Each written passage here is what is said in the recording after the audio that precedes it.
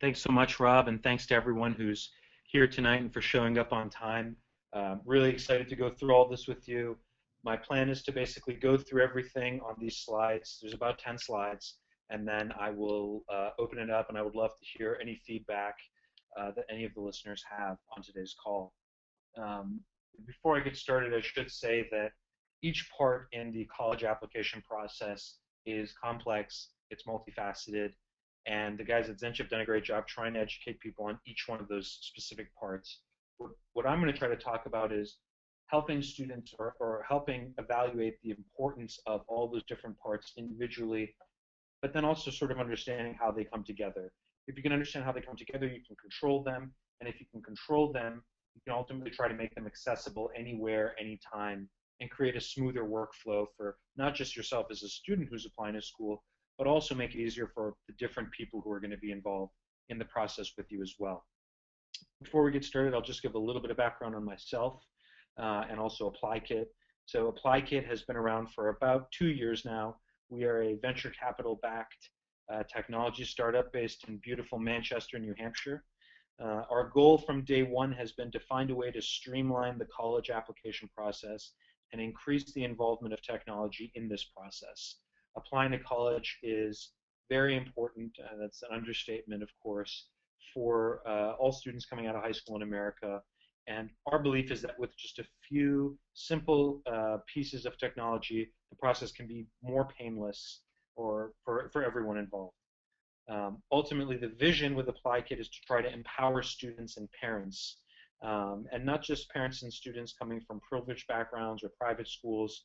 A lot of our early work has been with underprivileged students and students who are working through mentorship groups such as One Goal Graduation in Chicago, Minds Matter all around the country. By working with these organizations, we get a much broader view of sort of what are the challenges in applying to college in our country. My background is that before I started ApplyKit, I was working at a venture firm myself, and I was specializing in learning and studying all the different components of educational technology. My parents are both teachers. My father's a college professor. My mother's a teacher. And I grew up in Boston, where I was fortunate to be around lots of higher education resources. So without much further ado, I figure we can go ahead and get started. The principal thesis which we have is that applying to college is overwhelming. It is a extremely overwhelming process for high school students. They've never had a process like this before, which they need to go through. For most students, they'll go through the process just once. And as I said, they've never been through anything really like it, so there's very little preparation leading up to that. Never mind how important it is to actually go to college, too. So the weight of the decision-making process is considerably impacted by that. To look at how overwhelming the process is, again, understanding the different elements like I talked about at the beginning. The average student's college application process includes over 100 documents. This includes the application materials, financial aid, supplemental documents. It costs over $2,000. That's a national figure. That includes the cost of submitting applications, the cost of visiting campuses, the cost of test prep. It involves at least 4 people. That's the student, a guidance counselor, at least one teacher for a letter of recommendation or any kind of feedback, and at least one of the child's parents. More realistically, though, both parents will be involved. If the student is an athlete, they'll need to involve their high school coach and even potentially their athletic director, and the number sort of grows from there. And the average student applies to 7 schools. The number of applications which students are submitting is always rising, and this is due to things like sprint applications and the common application, but also a lot of increasing applications coming from overseas, in particular countries like China, India, and North Korea. And a very common misconception that parents have is that, well, we know it's overwhelming, we know it's important, we know it's expensive, but that's what guidance counselors are there for. And while I can't imagine going through my own college experience without my guidance counselor, which was an invaluable resource, I remember that in my high school, which was a small high school, my guidance counselor was responsible for the college applications of at least 50 other students. So the college counselors themselves are quite overwhelmed. And while there are tools out there that help them, the important part is actually the student or the parents remaining organized throughout this process. So as you think about the steps to organizing your process and sort of putting your best foot forward when you apply, I always suggest that the first step is consider to yourself who is involved. As we talked about, there's going to be at least those 4 people. And your parents are going to play a role, a more central role as you think about things like what type of a school do I want to attend and what criteria can I use to evaluate what schools I want to attend. But again, that's sort of a separate topic of its own. But the important thing is just understanding and actually writing down on a piece of paper, okay, my mom is involved, my English teacher is involved, my guidance counselor is involved, and my college coach is involved, let's just say. The next best thing, and once you've done that and listed all of them, it's good to sort of organize all the contact information for those people in one place. Include their name, an email address, a phone number with some appropriate times to contact them. For example, if your English teacher has graciously offered to help you with your essays and says, give me a call after school hours sometimes, you may want to double check and say, hey, Mr. Harrison, is it all right if I call you, let's say, between 6 and 8 p.m. on a school night? They may not be comfortable with that, but in the event that they are, at least you'll know what's a good time to get in touch with them. This sort of serves as your master sheet, this contact sheet of, okay, here's my team is a good way to think of it, and this team is going to help me tackle. Once you identify who your teammates are, the process should feel significantly less overwhelming because it's not just you who's applying. You have these great resources and these other individuals, most of whom have probably been through this process before, even though it's changed quite a bit, and you can lean on them for support. So once you've identified them, the steps sort of escalate from there. The first thing you should do is build your school list. Now, building a school list and determining the types of colleges you should go to, again, is definitely a separate topic for a whole series of webinars potentially, but basic questions you should ask yourselves and which you should involve your parents in are, do I want a big school or do I want a small school? Do I want to be a school in a city or on a rural campus somewhere? And then, of course, what is the cost of this school to me? I always recommend students try to visit at least 50% of the schools which they want to attend. And I realize that this is challenging for some students. Not all students live somewhere like Boston where it's very school dense. But there are lots of great solutions out there which you can use now, including virtual tours. And you can use these tools, but treat it like it's homework. So as you're going through the tour, make some notes for yourself. Think to yourself, could I really be going to this school? Do I see myself attending this school? And use that as sort of a framework to get started.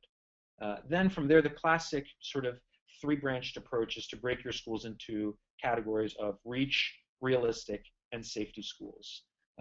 These are schools which, and those names are based on what your academic profile is in comparison to the academic profile of the average students which are accepted to the schools that you're looking at. Again, a common breakdown which I suggest to students is that about 10% of the schools on your list should be reach schools, about 60% should be realistic, and 30% should be safety schools. So if we think about that 7 application student, that would be 1 school that's a reach, 4 schools that's a realistic, and about 2 schools that's a safety. Now, you might hear different things from different people about which way you should sort of lean with the weight, but what you can see just based on that breakdown is that the majority of your time and effort should be spent on schools where you at least have a fighting chance of getting in. Because that's what we want. We want to be able for students to be able to get into the best school possible and not get caught up in simple things or more simple things like the application process of actually getting there. Continuing on with sort of doing your homework and thinking about who's involved, a great resource right now, we talk more about technology, is try to connect with other alumni who have gone to that school. They're a great resource for you. A starting point could be to ask your parents to check their LinkedIn for any colleagues which they have which have maybe gone to a school that you're considering. You may want to talk to your friends and ask them if they have older siblings that went to certain schools. We know that there's lots of hesitation for students around talking with other students necessarily about the schools that they're considering before they've actually applied. But we really encourage the more people you can talk to as a student and as a parent, the better off you are. And of course, spend time on the school's website. There's no shortage of solutions and websites out there which give high-level information such as cost and student profile and demographics about colleges. But a big problem is that a lot of these sites post different info. When you want to build your list, when you want to build your sort of attack plan, be sure you're basing it off evidence that's coming directly from the school's website. So once you've identified who's involved, and once you've sort of built a preliminary list of the schools you want to apply to, the next step is thinking about how do me and my teammates, the people who are involved, sort of go ahead and tackle these individual applications. The first thing you should think about to yourself is, what are the different components of each school's application? A very easy way to organize all of this is to put this into a spreadsheet using Microsoft Excel. Go ahead and add the names of the schools that you're going to apply to, and I strongly suggest that you color code each of the schools with a different color and make sure that all deadlines and deliverables and everything are clearly shown in a color. This just makes it easier for you to read. You can print out this list and put it on your fridge, look at it every day, your parents can look at it. The more you're sort of thinking about the schools you're applying to, the more that you will be able to sort of pour energy into positioning yourself in the best way for that school. Once you create that list for yourself and you've color-coded it, what you should then do is go through and figure out what are all the different deadlines that I need to be thinking about. Deadlines including application deadlines, financial aid form deadlines, test deadlines. A common mistake students make is they'll think, okay, there's just the application deadline, I'll submit my application, and so they'll plan based on that without actually researching, okay, what are all the different pieces that I need to get in place. To give you an example, there was a student I was talking to who knew that the application deadline for their school was October 30th, but they did not realize that their test scores from the most recent test which they had taken would take at least 3 weeks to get into the application office on time. They didn't realize that until after that window of 3 weeks until October 30th had passed, and as a result, they weren't able to apply to that school because they wouldn't have the information on time. That's unfortunate for that student, and it's an unfortunateness which could have been avoided had that student first thought to themselves, okay, what are all the deadlines that I need to consider here? Anyway, this timetable, this spreadsheet which you create for yourself should be your control panel. I strongly advise the use of cloud-based solutions, collaborative solutions, as often as possible in all the different parts. So when you create that contact sheet, email it to yourself and email it to your parents or anyone else who is working with you on the process. That way everyone's on the same page. An even better way, again, cloud solution, is just upload that Word document of that contact information into Google Drive. That way you can share it with people. You can also upload this Excel sheet into Google Drive. And so you don't need to be at your home computer to work on it. Your parents don't need to be in front of your home computer. Your collaborators, for example, your teacher doesn't need to be there if they're involved in the process. It just makes it so that everyone can access the documents anywhere, anytime. And again, it goes back to what we were talking about earlier about controlling the different elements of this application process. Okay? So again, the importance of deadlines cannot be overemphasized. Students do not get into the schools which they want because they miss deadlines. It's that simple. And unfortunately, because schools receive so many applications on those deadlines, most schools have to hold firm to deadline dates. Otherwise, it would become a zoo. People would be applying at all different times. And if you've missed an application deadline and you realize it, I encourage you to immediately contact your Office of Admissions for that school and see if there's anything which you can do. Realistically, in most cases, there won't be much you can do, and you should definitely not rely on that as a fallback plan, but it doesn't hurt. Again, if you can think about all of the deadlines and sub-deadlines for each of the schools you're applying to, it's just going to make you that much more prepared and less likely to get overwhelmed.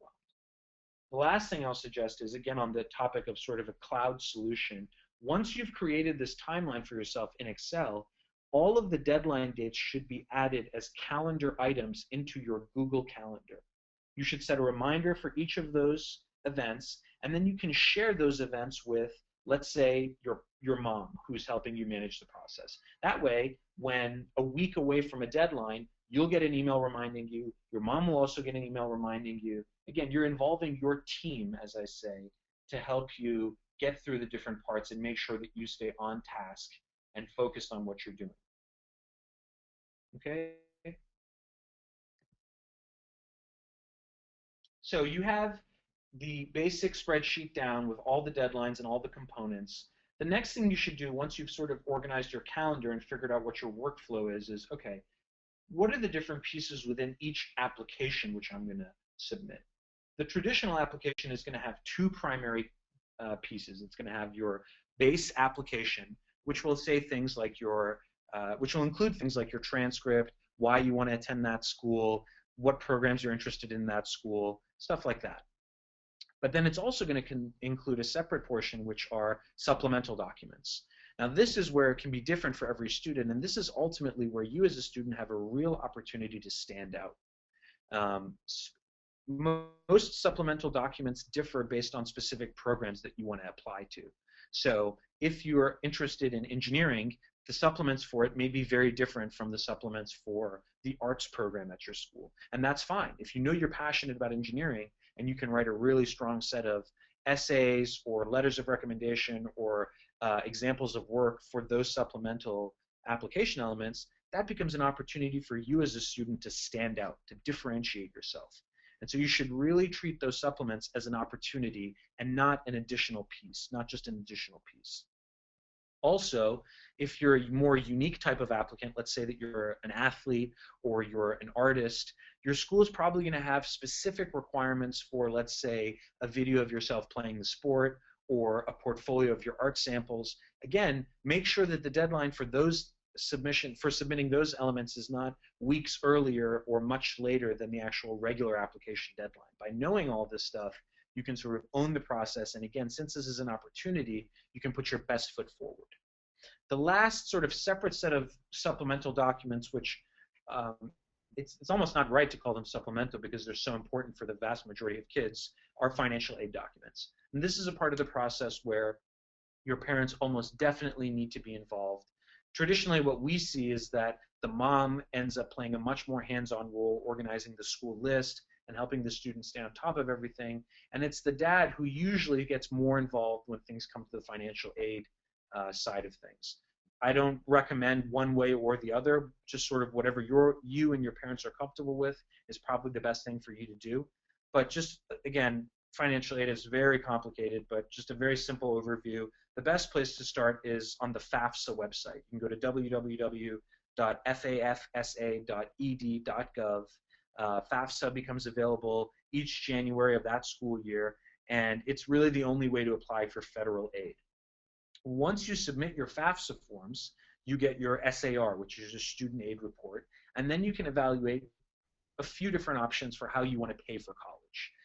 Some of the more common categories are you can apply for a grant, which is money that comes from the government to you to go to college and which you do not have to repay. There are loans, which again come from the government, but which you do need to repay and usually repay with interest. And the last is a work-study program, where you can work on your school's campus and have that effort which you do accrue towards your actual cost of attending the school. And so it's good to be on top of all of these things, and especially financial aid, because the cost of college is such an important criteria in deciding where a student wants to go. So far we've talked about organizing who's involved in your process, thinking about what schools you want to apply to, mapping all of the different elements of each of those schools out, both from deadlines, from supplemental materials, and then from things like financial aid forms. And then the last step, of course, is to go ahead and actually apply to the schools. Now, the way that students apply has really evolved over the last 10 or 20 years. The parents of most students today, when they were applying to college, did not have the Common Application, which is obviously a huge step forward in the college application process. Almost 30% of all college applications come from the Common Application. For those of you who don't know what it is, you submit a base application to multiple schools. It used to be that you would photocopy it and send it to multiple schools, and then you would also mail them your supplemental documents. What's changed now, sort of in the last 10 years, is that almost all of this is done online. So you submit your base application online, and you also submit those supplemental pieces online. As I'm sure some of you are aware, there have been lots of issues with the Common App this year. The reason is not just because the Common App is sort of so tech-based and that's a risky approach. The issue was, unlike any good software company, the Common App did not thoroughly test the software, sufficiently in advance of the application window. So what I've heard from some people is that the Common App was still adding finishing touches to the site experience just weeks before the application season began. And that's probably a recipe for disaster. And what happens in software like this is that as there are more and more bugs, the team gets more caught up. And so anyway, all that aside, the Common App is still your friend, and it can really streamline the application process for you. There are other sites like the Common App, for example, the Universal College application, which is accepted at a much smaller selection of schools, but which is, again, supposed to be a different way to apply to multiple schools using a single base application and a series of supplemental applications. Recently, as a result of what's been going on with the new Common App, some of the more prestigious schools have actually moved over to also accepting the Universal College application. One great example being Princeton University, just having brought it on pretty recently. And then the last sort of piece is that there are tools like ApplyKit, which students can use to manage their college application process. And what we think is different about ApplyKit, and which is really valuable, is that you can also apply to schools which are not necessarily on the Common App or on the Universal College application. And you sort of have a dashboard which includes all of your deadlines, all of your application supplements, your checklists, and visualizes your progress for you. So you can go to applykit.com right now, and you can create an account for yourself, absolutely free. You can link it with Facebook, or you can just enter 3 pieces of information: your name, an email address, and a password. And you can start searching our database of over 9,000 2-year and 4-year colleges throughout North America. As you add these schools in our database to your dashboard, or which would ultimately be like sort of the advanced version of that spreadsheet, all of the deadline dates will automatically go into your timeline. And then each of those schools will be color-coded, as you can see on the side, to help sort of make everything easier and more intuitive for the student to work through. Students can upload their scores, such as their exam scores and also their GPA. And then as they look at schools' profiles, they can see relative to those other schools, where do they fit as an applicant? So this can help sort of evaluate, is this school a reach, a realistic, a safety for me? What you see here is what's called the user dashboard, which is primarily what the student would be using, but there's also an educator dashboard, which teachers or counselors or mentors or even parents can use to monitor the progress of their student through the application process without needing to log into each of the different applications which the student is using. Also, when you talk about collaborators and the importance of having everything in one place, if a student just adds the teacher or counselor's email addresses into ApplyKit, those individuals can receive, it's up to the student to decide, automatic updates every week saying, hey, this student has accomplished this, this, and this week. Here's what's coming up next week. Overall, they're 25% way done through their entire college application process. And by automating this kind of a thing, our belief is that parents will have more of something to hold on to and a sense of ownership in the college application process. Apart from all the features which we have with ApplyKit, we also try to bring content in from not only our partners, which include premier college prep partners, but also partners including parents who have gone through the process, students who have recently gone through the process, college admissions officers who can shed light on the importance of staying organized and managing the process.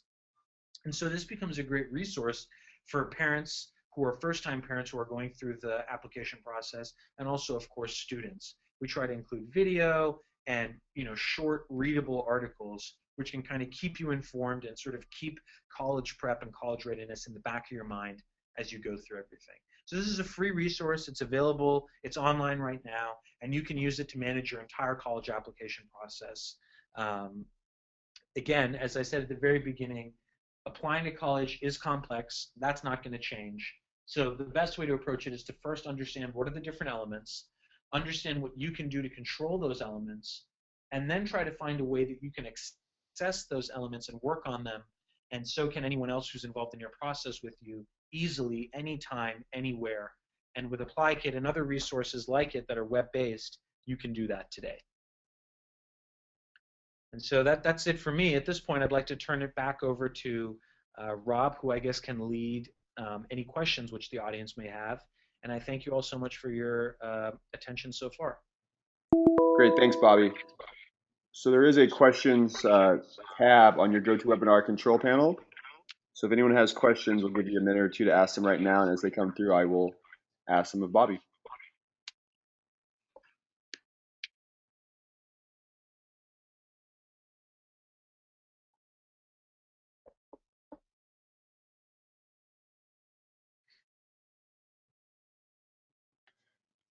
Bobby, if you're an underclassman right now, so not currently a senior, how would you advise students to begin getting organized for the college application process? Sure, that's a great question. So it's just a different mindset, really. If you're a senior and you're applying to school, you know that you're sort of in that position where applying to school is coming up. You're going to have to make a decision. Next year, you're not coming back to this high school. When you're a sophomore, when you're a junior, and definitely when you're a sophomore, it's sort of further down the road. And like most students or people of high school age, procrastination is a big problem. And it's just very easy to hold off on doing things until the last minute. The difference between a sophomore really and a senior is sort of what are the key parts of the application process that they're going through. So sophomores will take the PSATs and then they'll start getting marketed to by colleges. What we encourage students to do is once you've taken the PSAT, we encourage students to access ApplyKit since it's free to use and just start searching the names of some schools that you may have heard of. So for example, I grew up outside of Boston. Lots of kids were applying to BC and UMass Amherst and Northeastern. When I was a sophomore, my biggest questions were, why do people consider these schools? Like, what can I learn about them? What does applying to those schools look like? And by just going to ApplyKit and looking at the school's profiles, you can get a sense of, okay, here are the applications that I need to be thinking about. By looking in our partner marketplace, you can look at, okay, here are the different resources that I can use to help me in my process. Um, Whereas again, the mentality of a junior is going to be very different from that of a sophomore, which is, juniors more focused on their grades, putting together the whole package, and then the seniors are actually just focusing really on that last step of, okay, where do I want to actually apply? Let's go visit some schools. Let's ask myself some hard questions, and then just go off to college. Great, thanks, Bobby. So it looks like that. Oh, let's see here. We got another one. So what's the best place to look for admissions deadlines? Is there a single source, or should we look at each school? Sorry, so can you repeat that? What's the best way to look for? Admissions deadlines? Is there a single source, or should we look at each school?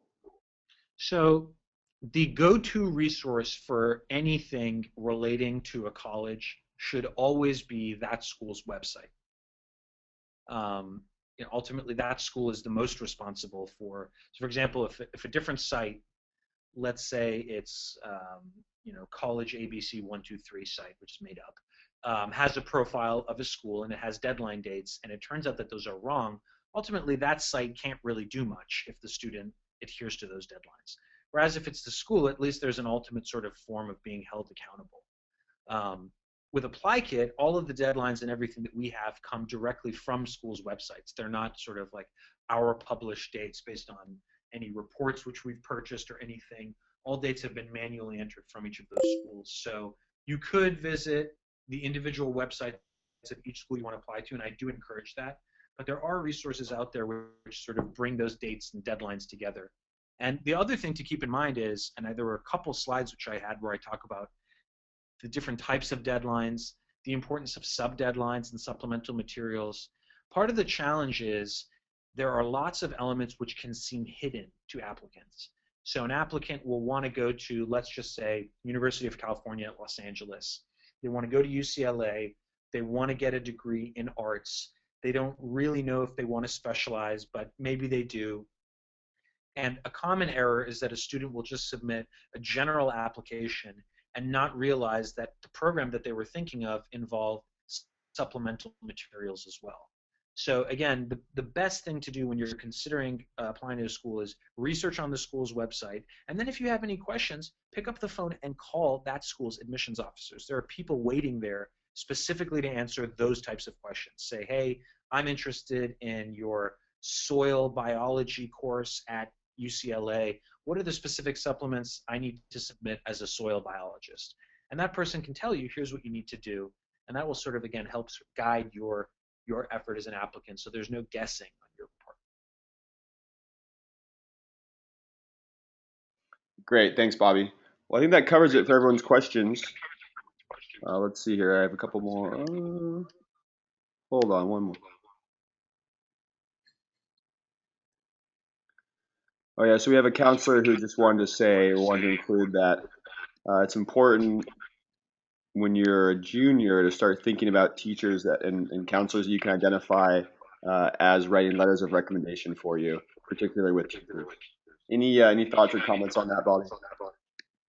I think that's a great point, and I have that here in my notes as I think about the different sections. I just completely missed it, but that's absolutely true. The letters of recommendation are, again, a big part of your application. They're a separate component, and it's a little different because you're ultimately putting your fate in the hands of someone who is going to write something about you which could influence that admissions officer's decision. I think a step further in thinking about and identifying as a junior is identifying why you would want a particular individual to write your letter of recommendation. So for example, let's say that you know as a junior, you know that you want to be an engineer. And you don't necessarily have, you have a pretty strong background in, like, let's say math. But for example, your calculus teacher in your junior year and you did not have a great relationship. You didn't do that well in the class for whatever reason. I think a lot of students make the mistake of thinking, well, okay, since this is a application for engineering and they want to see something about advanced math, I'm going to ask my calculus professor or teacher for a recommendation. When in reality, you may even be better off getting a recommendation from your English professor in a class which you got an A and you really had a great relationship with the teacher is sort of a mentor to you. So think about not just, okay, what type of recommendation do I want to fit in my overall profile? Think more about what type of recommendation is going to give the best representation of me as a student.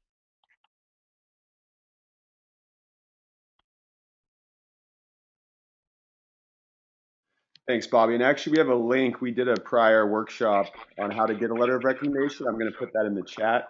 There's a link to the YouTube video. Perfect. And it looks like that's it for questions. So again, we will send up a follow-up email with a video of this presentation to all registrants, and we'll have contact information for Bobby and for ApplyKit. So if you do have any additional questions or thoughts for us, please reach out. Anything else to add, Bobby? Just, again, thank you to everyone for your time. Thanks to Rob for organizing this. And I hope you all have a successful application cycle in this application season.